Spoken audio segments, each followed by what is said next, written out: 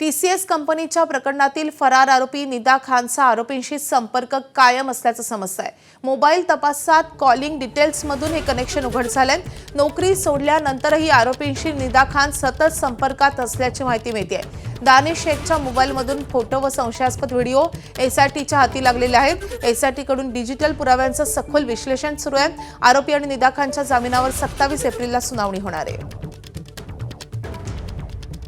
आपण पुन्हा एकदा शुभमकडे जाऊया। शुभम, निदा खान आणि या आरोपींचा संपर्क सुरू होता असं सगळं समोर येत आहे। नेमकं काय घडलेलं आहे, काय माहिती समोर येते? नक्कीच म्हणजे या टीसीएस प्रकरणामध्ये जर पाहिलं तर जी फरार महिला आरोपी आहे निदा खान हिच्या आणि जे अटकेतील आरोपी आहे त्यांच्यासोबत जे संपर्क जे होते ते कायम असल्याचं खरं तर एसआयटीच्या तपासामध्ये समोर आल्याचं पाहायला मिळतंय।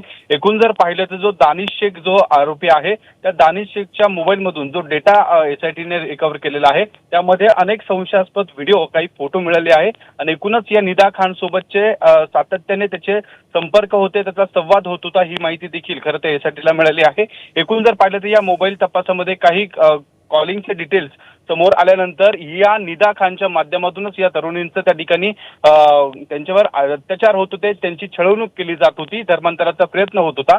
एकूण जर पाहिलं तर एसआयटीने ज्या पद्धतीने काही महत्त्वाचे पुरावे त्या ठिकाणी गोळा केलेले आहेत त्यामध्ये जे डिजिटल पुरावे आहेत त्या डिजिटल पुराव्यांच्या माध्यमातून जो त्या ठिकाणी तपास सुरू आहे त्या तपासामध्ये या निदा खानचे आणि आरोपींचे सातत्याने संबंध त्या ठिकाणी होते, त्यांचा संवाद त्या ठिकाणी होत होता। तिने नोकरी सोडल्यानंतर देखील ती या संशयित आरोपींच्या त्या ठिकाणी संपर्कात होती आणि त्यामुळे या तिच्याच सांगण्यावरून किंवा तिच्या सहभागातून हे सगळे संशयित एकत्रितपणे या महिलांवर अत्याचार करत होते, त्यांची छळवणूक करत होते। कामाच्या वेळी त्यांची छळवणूक झाल्यानंतर त्यांचा धर्मांतराचा प्रयत्न होत होता आणि त्यामुळे आता एसआयटीने जे काही महत्त्वाचे पुरावे हाती मिळवलेले आहेत त्या पुराव्याच्या आधारे या टीसीएस प्रकरणामध्ये या संशयित आरोपींच्या विरोधामध्ये सबळ पुराव्याच्या अनुषंगाने हा तपास जो आहे तो निर्णायक असणार आहे। शुभम, या संदर्भात अपडेट जाणून घेत राहू। सत्य, धन्यवाद या सगळ्या सविस्तर माहितीसाठी।